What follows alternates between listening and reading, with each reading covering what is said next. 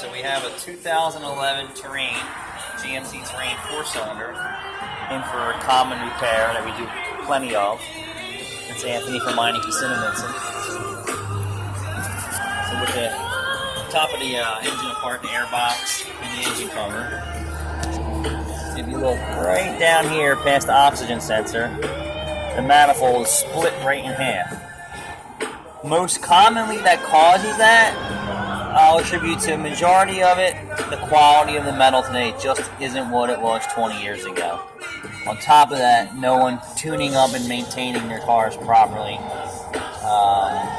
Raw exhaust fuel and gas go through here and actually start getting it really hot when it's not burning properly inside the engine.